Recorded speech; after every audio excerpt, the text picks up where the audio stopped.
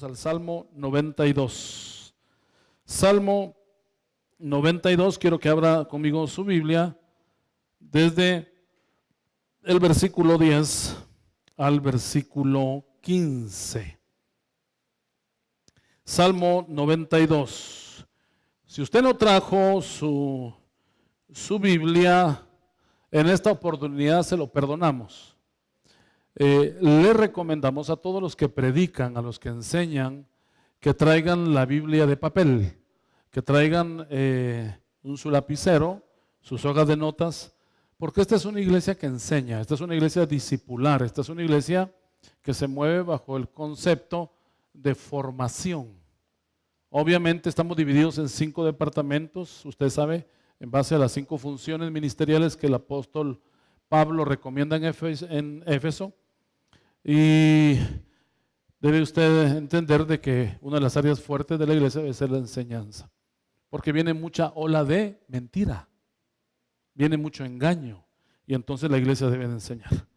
Entonces este Salmo 92 es un salmo dado por David y dice así. Si usted pues quiere verlo en la pantalla y auxiliarse con ella, pues fabuloso. Pero tú, dice, aumentarás mis fuerzas.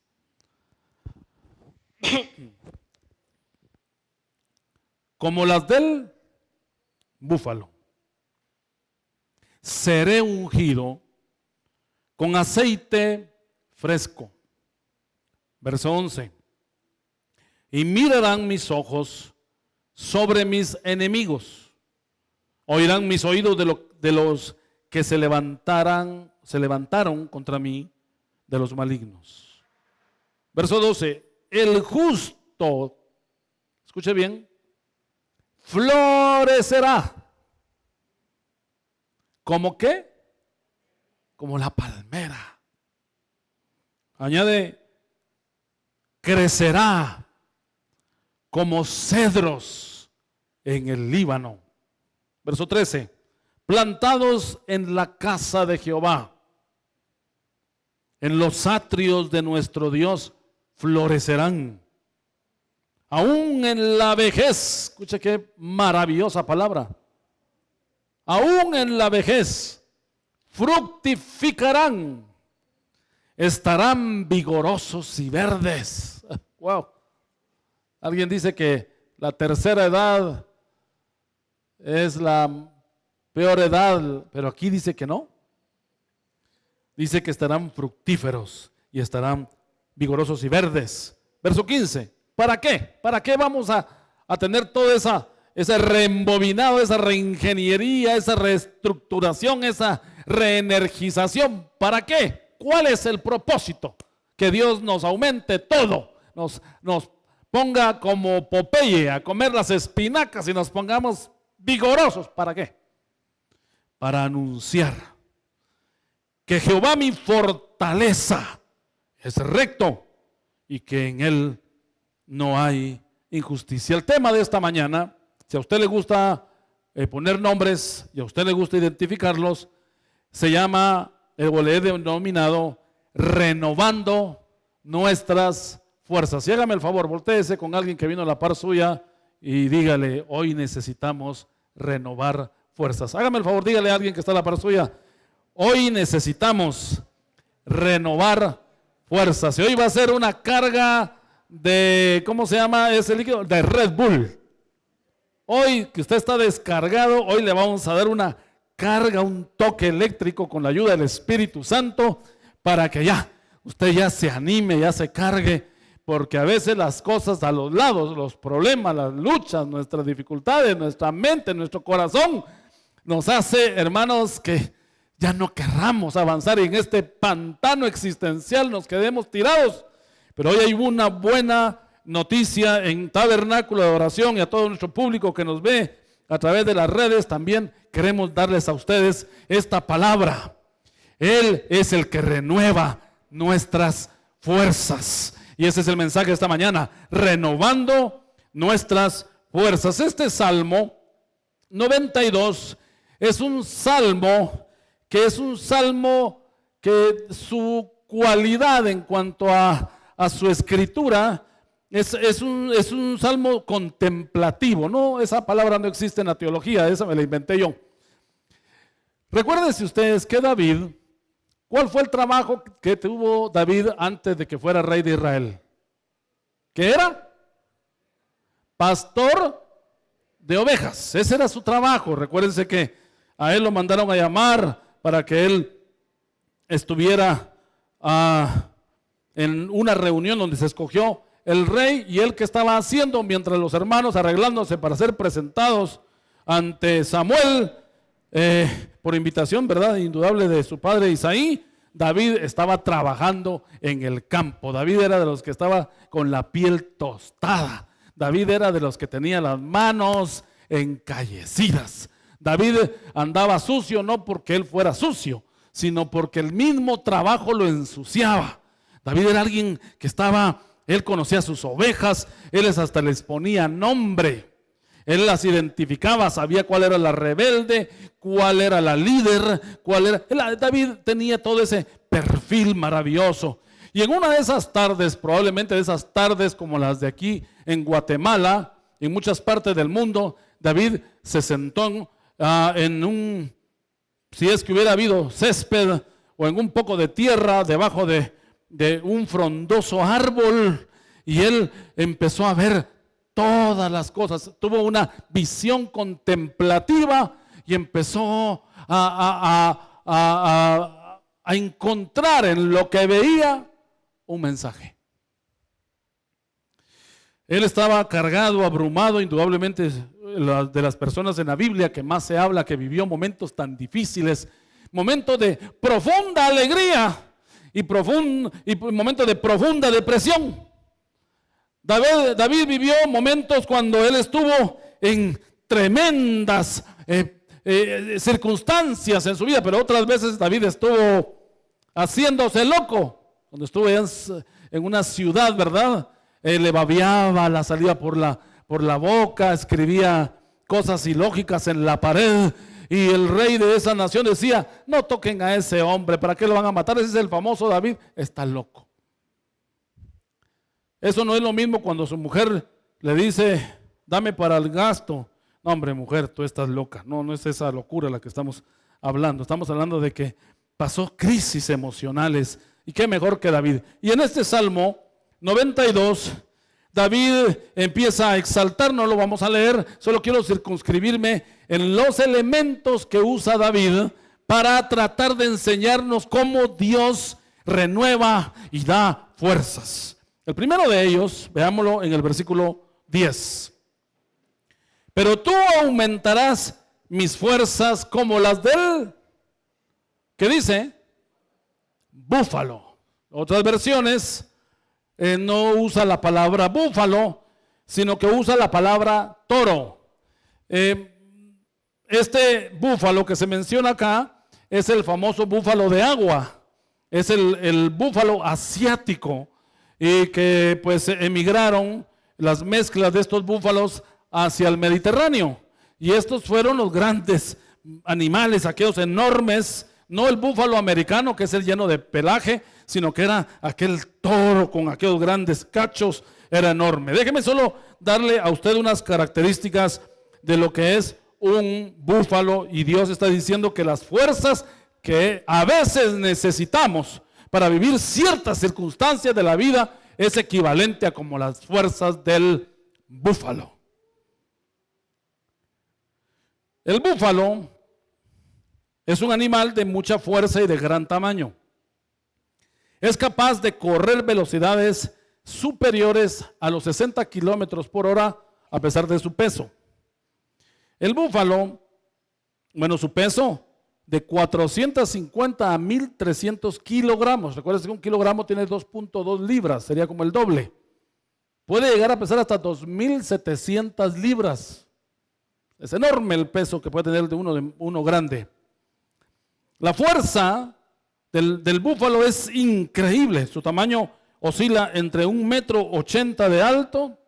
Tal vez alguien de 1,80 m, usted lo puede ubicar casi de mi tamaño, un poquito, ahí.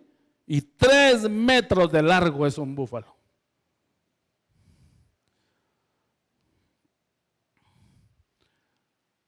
No es un animal agresivo, sino que el búfalo es utilizado como un animal de carga. Es un animal que llega a tener la capacidad de arar tierra, de jalar carretones, y es un animal fuerte. Y aquí lo que nos está diciendo David es que hay momentos en la vida en los que necesitamos tener la fuerza del búfalo. Cuando uno siente que ya no aguanta, cuando uno siente que los problemas están tan fuertes y nos están llevando a situaciones terribles, uno siente que ya no puede. Pero la Biblia dice en Isaías, ¿verdad? 40, dice que los que esperan a Jehová nuevas fuerzas tendrán. Correrán, dice, y no se cansarán. Correrán y no se cansarán. Caminarán y no se fatigarán, porque ellos han esperado en Dios. ¿No ha pasado que cuando usted dice ya voy a tirar la toalla, cuando usted dice ya realmente ya no aguanto y dice hasta aquí, y siente usted que ya en realidad ya lo único que le queda es dar las gracias, dar un apretón de manos y con su derrota acompañándolo salir usted y decir ya no puedo más? De repente viene una fuerza sobrenatural que le cunde, algo que usted no entiende, personas a las cuales usted ya no soporta, personas con las cuales usted ha tenido problemas, y de repente frente a esas personas que ustedes le darían las ganas de matarlo casi, lastimarlo, herirlo, en algún momento usted saluda a esa persona y viene una fuerza sobrenatural la cual lo cunde y lo llena, y usted le dice Dios le bendiga, y usted diciendo por dentro de usted, ¿por qué estoy diciendo eso si esa persona me cae mal? Y no es que sea usted hipócrita, sino que usted está recibiendo una porción sobrenatural como el búfalo. Cuando usted hace las visitas a los negocios y le cierran una puerta y le dicen otro producto, otro vendedor me vende un producto más barato. Cuando usted, porque a veces las cosas se vienen juntas. A veces sale un hijo, usted se le enferma un patojo, recibió su bono, tan anhelado bono 14, y de repente se le enferma un hijo. Y de repente tiene un problema con su carro, que el carro es una gran bendición hasta que se descompone. Y usted lo lleva al mecánico y tiene que gastar una cantidad grande. De repente usted se da cuenta de que hay un pago atrasado, y todas las cosas se le vienen encima y usted dice ya no aguanto, ya no sé qué hacer. El Señor viene sobrenaturalmente sobre su vida y le da fuerzas como de búfalo para decir, bueno, vamos a salir de este hoyo, vamos a salir de este atasco, vamos a salir de este pantano, no nos vamos a quedar acá, no vamos a darle gusto al diablo para que diga de nosotros, ahí lo derroté. No, ahí me levantó Jehová porque me dio fuerzas como de búfalo para salir adelante. Si usted está de acuerdo conmigo, denle un aplauso al Señor, porque Dios es el que da fuerzas como de búfalo. Él aumenta nuestras fuerzas. Luego dice en ese mismo versículo 10, la segunda parte, seré ungido con aceite fresco. Mire, él estaba sentado, David, posiblemente debajo de una palmera o de un cedro, porque ahí se menciona un cedro. De repente hizo su hamaca de las mismas hojas de las palmeras, porque de esas se pueden hacer fibras y elaborar. Y él tenía su coco a la par, estaba con su coco, y vio los búfalos. Y de ahí sacó esta lección, la apropió para él, pero luego se acordó del aceite. El aceite en este contexto que él dice que seré ungido con aceite fresco, no está hablando del aceite terapéutico que habla el libro de Santiago. El libro de Santiago, cuando menciona, dice: ¿hay algún enfermo entre vosotros?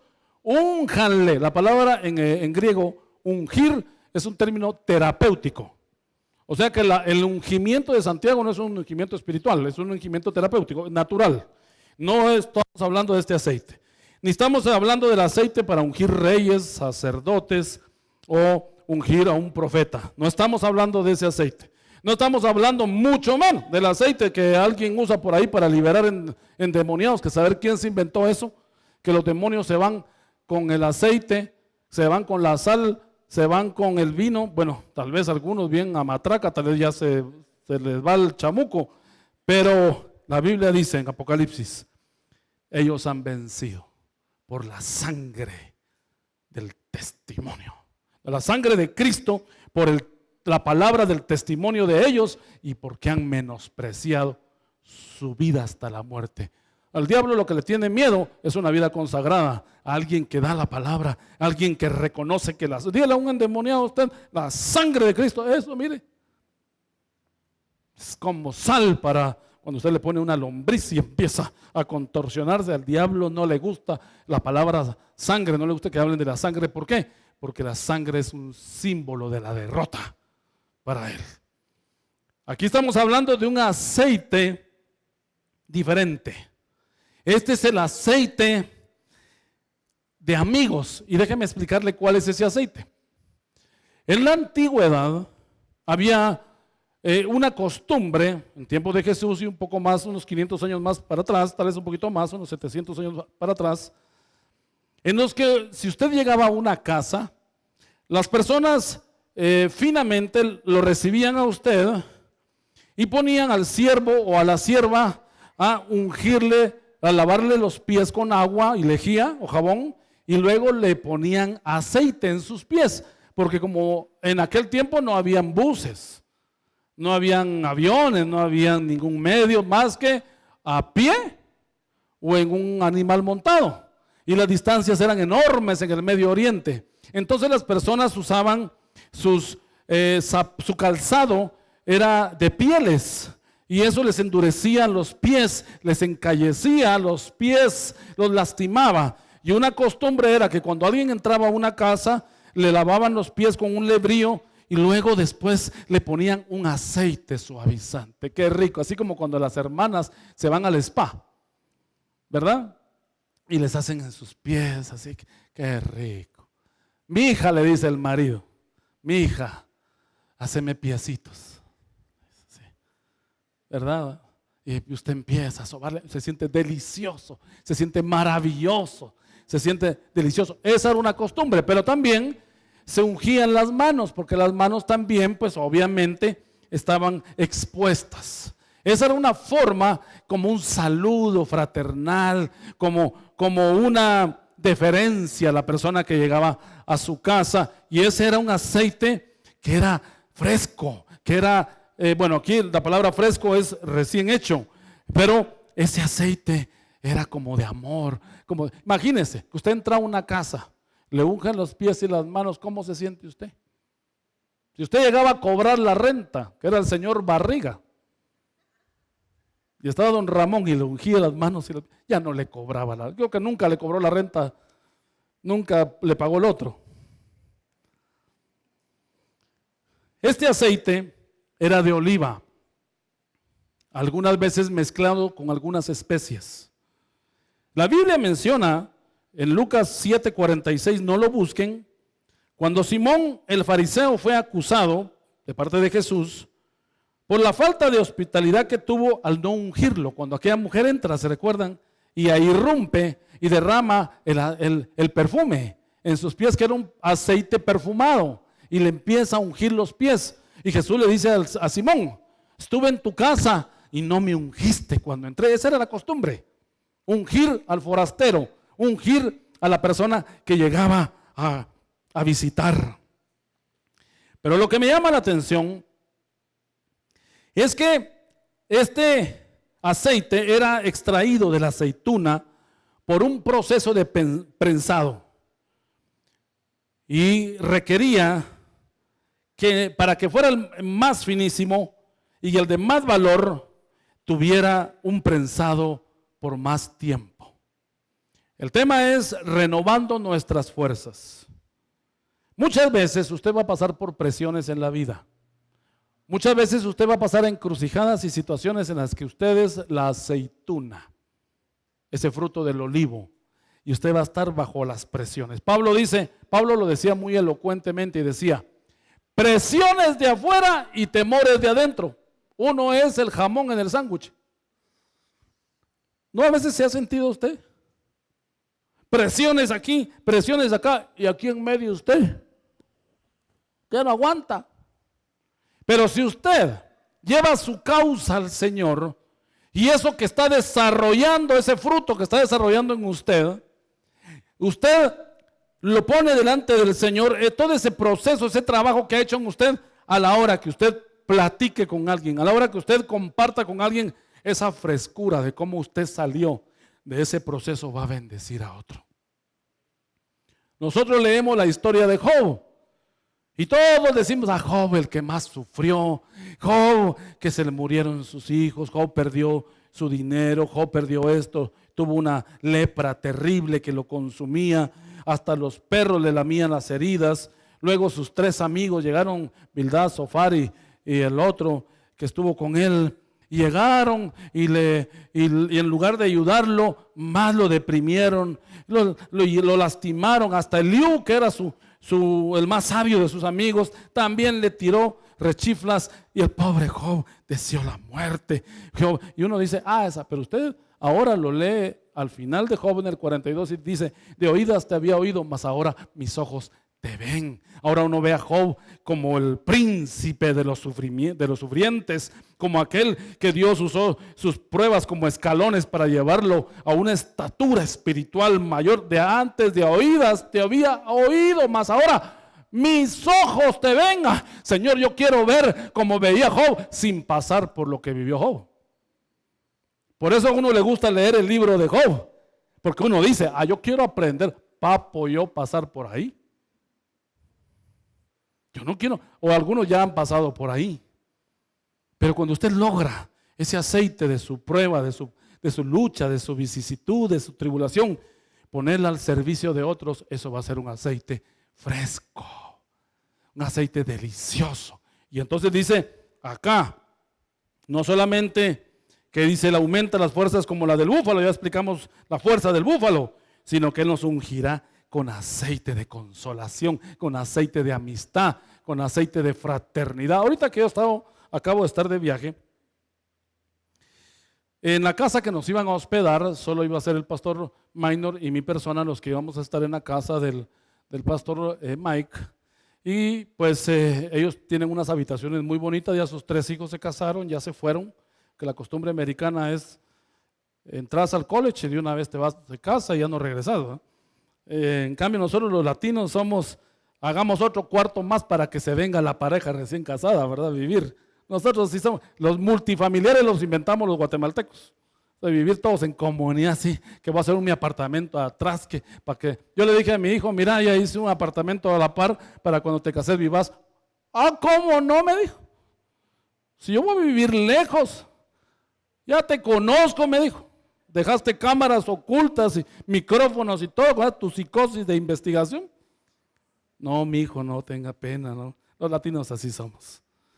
Pero volvamos al tema. Estábamos con hermosas habitaciones, pero esa noche volaron otras personas como de otros países, y el cuarto que me tocaba a mí le tocó a un pastor de Zimbabue. Sin vergüenza, le iba a decir yo, no de Zimbabue. Y me quitó mi cuarto. Y luego el pastor Minor le quitan los colombianos el cuarto. Y luego nosotros le echamos el ojo al otro cuarto. Y cuando nos dimos cuenta, lo agarraron unos mexicanos quitándonos nos quitaron Yucatán, Quintana Roo, y ahora nos quieren quitar otro cuarto. Va. Total de que nos dejaron en el estudio en sofás, camas. Y estábamos, bueno, ni modo, ¿verdad? Ahí nos tocó dormir la primera noche, la segunda noche ellos se cambiaron y todo, ya pudimos entrar a las habitaciones. Pero el pastor nos hizo sentir a todos, aunque sea arrimados, nos hizo sentir en amor. La esposa se agarraba los pelos, porque imagínense, ella solo esperaba 2 y le metieron 7. Dice que ella salió al baño y vio una figura morena que se acercaba hacia ella de noche. Dijo, ¿quién es? Ah, era el pastor de Zimbabue. Dijo, ¿y usted quién es? Era otra persona que ni conocía. Pregunto, cuando alguien llega a su casa, ¿cómo es usted? ¿Es hospedador? Todos los que les ha tocado ser anfitriones de grupos de hogar son claves. Si el líder que llega a predicar es el más ungido de los ungidos, pero el anfitrión es una persona que no tiene ese corazón hospedador, no va a funcionar la célula. Cámbiese, busque otro. ¿Y a qué hora se van, hermano? Porque mire, ya es noche. No me abra la refri porque esa leche es de los niños. Pregunto, ¿cómo es usted cuando uno llega? Mi hija, ya vino el pastor. Yo tenía una familia que tenía un minibar en su casa. No es de esta congregación, de otra iglesia que nosotros visitábamos. Y nos mandaba el pastor a supervisar. Íbamos por aquí, por la zona 14, íbamos acá, por una colonia que se llama Daroé. Y entrábamos y ellos decían, ya viene el hermano Vladi. Y jalaban y escondían detrás de un biombo el bar. Y un día me los caché. Y me fui a meter, vamos a ver, Chivas Regal, whisky etiqueta negra. Pues, José Cuervo. Por lo menos se embolan fino, dije. ¿Cómo es usted cuando alguien llega? ¿Cómo hace sentir a la gente? No, mire, no estoy hablando de que usted tenga una super casa. Estoy hablando qué calor de amor da usted. Tenga aceite fresco. En esta iglesia, cuando venga alguien por esa puerta, usted no sabe cómo viene. Cargado, pesado. ¿Y usted? Mírala. Trae los zapatos iguales que los míos. Aceite fresco. Que en esta iglesia haya una unción de amor, de aceite fresco, para aquel que está entrando con los pies hinchados de la caminata de la vida y las manos laceradas, tal vez de tanto arar y no le produce mucho, pero usted agarra su aceite fresco con la consolación que ha sido consolado y unja sus manos y sus pies y va a ver cómo no se derrama una unción de amor y la gente va a venir, no tanto por el pastor y su prédica, tal vez por la pastora y su prédica. Pero van a venir porque hay algo nuevo, diferente en este lugar. Den un aplauso entonces al Señor si lo crees conmigo. Avancemos que solo tenemos unos 15 minutitos. Versículo 12. El justo florecerá como la palmera. Mire qué comparación tan maravillosa que habla acerca del justo. Y seguramente David había pasado muchas veces en unos lugares donde había la famosa aquella palmera que es la del Mediterráneo, la palmera datilera. La palmera datilera da más de 100 frutos diferentes. Y él la miraba que venían los vientos. Él sabía que hubo un viento en la noche terrible y que todos los árboles, los chiribiscos y tal vez los más frondosos se cayeron, pero la palmera seguía erguida. Y escribió sobre la palmera y él dijo, el justo es como la palmera, y comparó al creyente con la palmera. Déjeme contarle a usted un poquitío las cualidades de la palmera. La palmera es un árbol grande, recto, alto, que se levanta entre 20 a 30 metros de altura. La vida máxima, se ha estimado, de una palmera es de 200 años. Una palmera puede vivir hasta 200 años.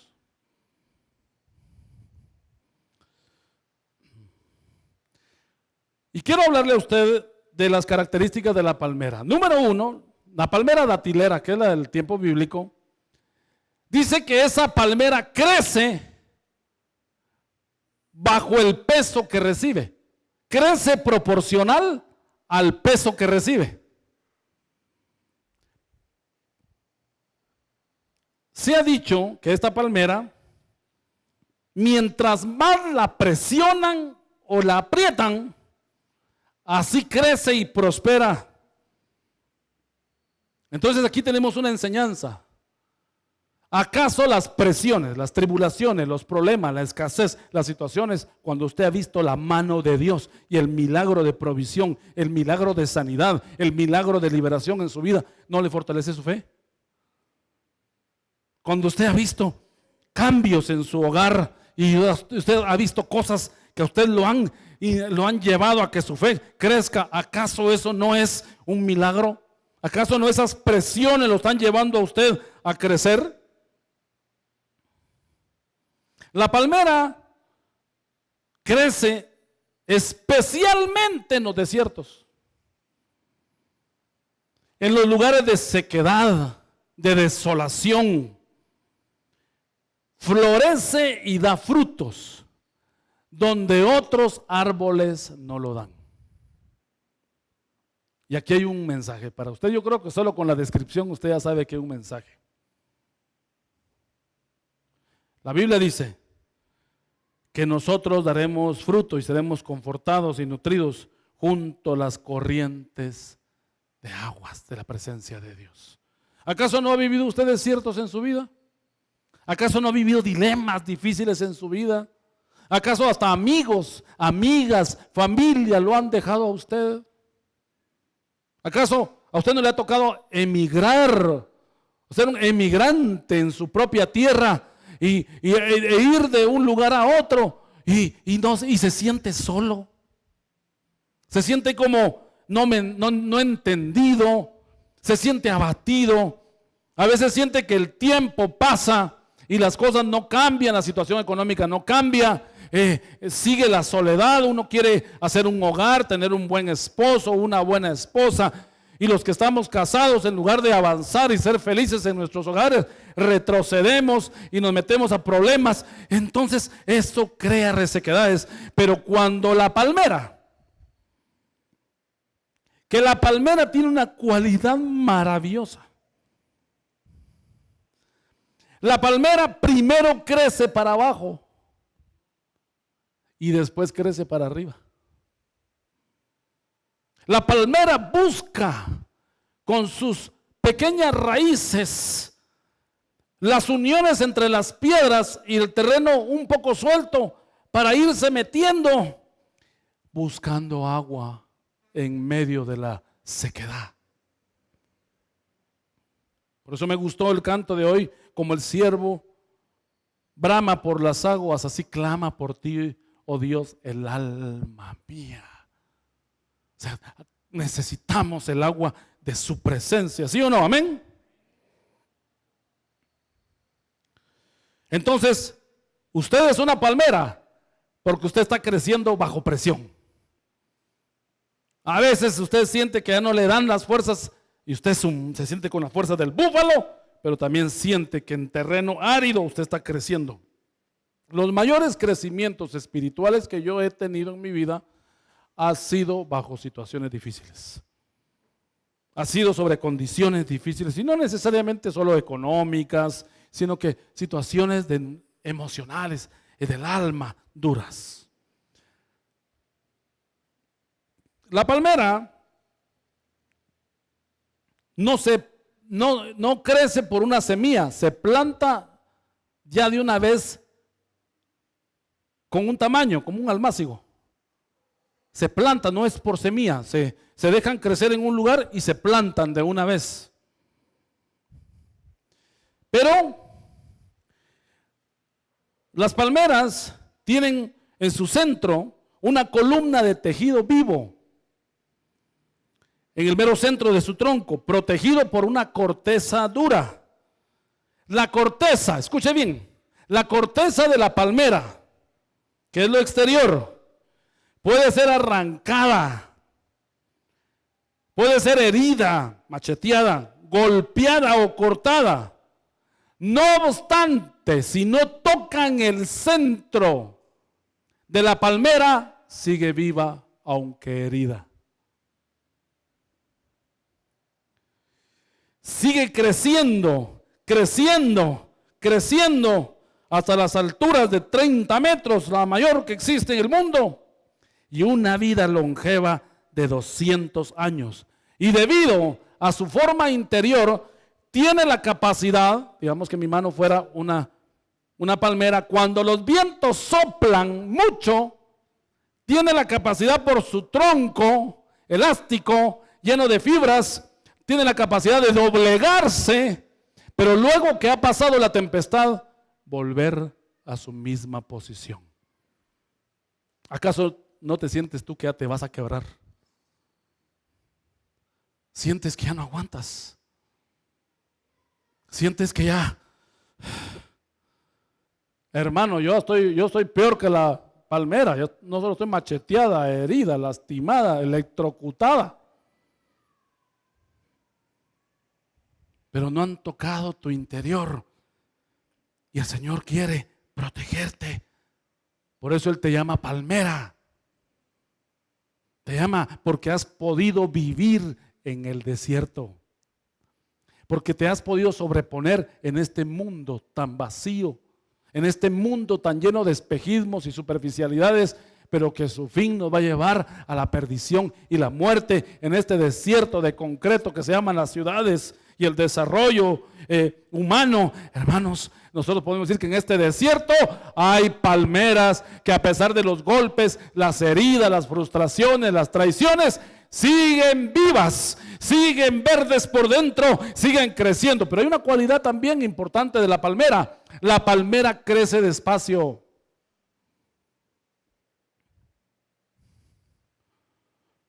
La palmera no es como la mala hierba, ¿verdad?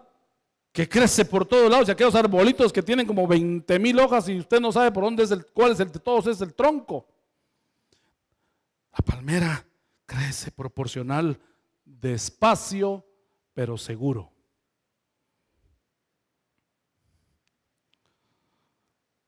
El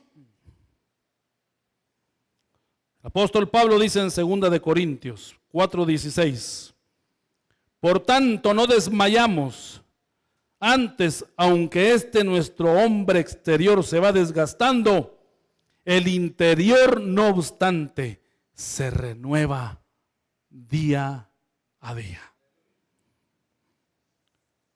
La palmera tiene, para terminar estos puntos de la palmera y solo quedarnos con el último, que es el cedro del Líbano, y después quiero orar y ministrar.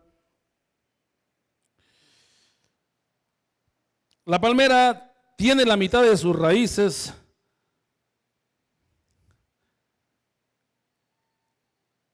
profundas, equivalentes a la altura total. Si la palmera llega a 30 metros, tiene 15 metros de raíz. Por eso logra sobreponerse. La palmera le llaman el camello porque tiene la capacidad de poder pasar literalmente semanas sin una gota de agua. ¿Sabían ustedes que el camello tiene esa cualidad? Que el camello puede tomar 40 galones de agua de una sola. Él parece como un bolo allá por mi casa, ¿va? Ahí le decían camello. Ese sí, como que se iba a acabar el licor. 40 galones. ¿Se recuerdan que Rebeca le dio a cuántos camellos? Cantidad de camellos que va Eliezer. Era ñecuda Rebeca. Y ahí estaba Eliezer, el Espíritu Santo estaba viendo cómo ella le daba de beber.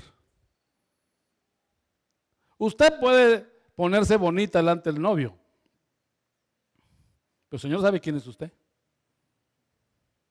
Usted se puede poner bonito para servir aquí en la Santa Cena, pero el Señor sabe quién es usted.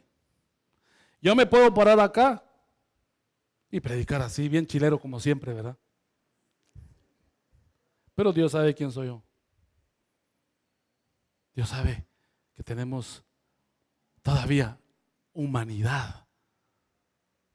Pero la palmera tiene esa cualidad maravillosa de meterse hasta lo más profundo, sostenerse en las piedras, en las circunstancias, con un poco de agua, distribuirla y nutrir y pasar semanas sin agua. ¿No ha pasado usted, eso se llama depresión? ¿Ha pasado usted alguna vez algún periodo depresivo en el que usted se siente así como de bajón? ¿Se siente usted así triste? Pues eso es lo que equivale a esto que está mencionando acá. El Señor dice que el interior, el exterior se destruye, pero el interior se va renovando. El interior se va renovando cada día. Y de lo último de las palmeras, que dice que sus mejores frutos es en la vejez.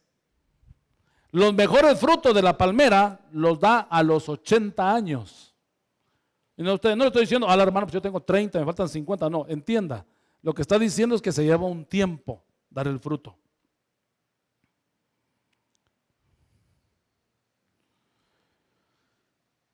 Su fruto es mucho más dulce cuando ha alcanzado ese tiempo.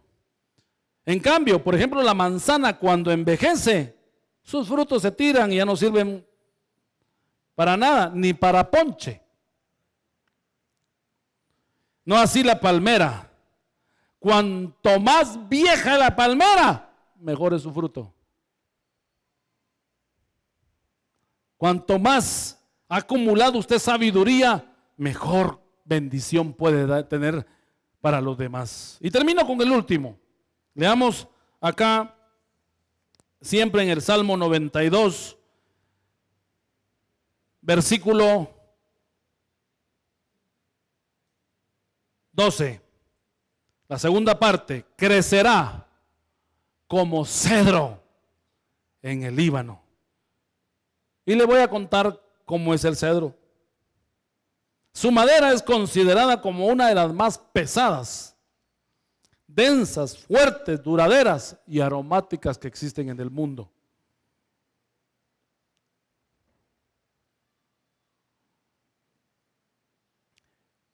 El cedro, como muchos árboles, tienen anillos, los cuales identifican los ciclos de su vida. Pues si usted corta un árbol, le va a ver anillos adentro y cuenta los años. Cuantos anillos tenga, así son sus años. Pero son los ciclos que cierra.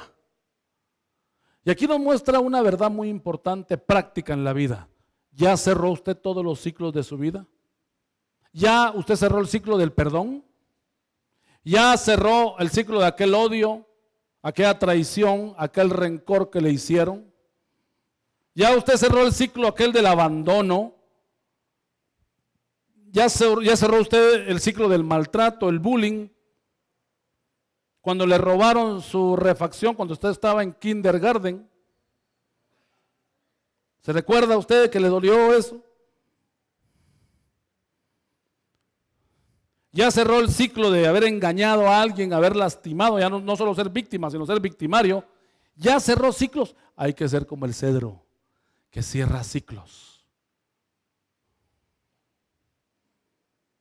Aquí dice que en su tronco se forman los ciclos que hablan de su historia. Inclusive se ha hecho análisis al cortar un tronco transversalmente y se puede hasta leer su historia. Se cree que la madera del Líbano, solo por condiciones naturales no provocadas, puede ser una madera indestructible. Y nos habla de lo permanente. Sus resinas se utilizaban para dar brillo, eran como una especie de barniz. Su leche que producía se procesaba y era un pegamento maravilloso, epóxico casi, pero también se usaba como una laca para darle color y belleza a los muebles. De hecho, muchas cosas del templo de Salomón fueron hechos de cedro. en la actualidad, en Israel, si usted ha tenido la oportunidad de ir a Israel e ir a los famosos montes de donde están los cedros del Líbano, son los cedros del Líbano que plantó Salomón. Todavía están, todavía hay residuos, algunos, y son miles, milenarios. Todavía existen algunos cuantos que los están guardando con mucho cuidado, que son los vestigios ya casi petrificados, pero es como un, no un altar, pero un memorial de que Dios te va a hacer vivir la eternidad, no solo el paso acá en la tierra, la eternidad con Él.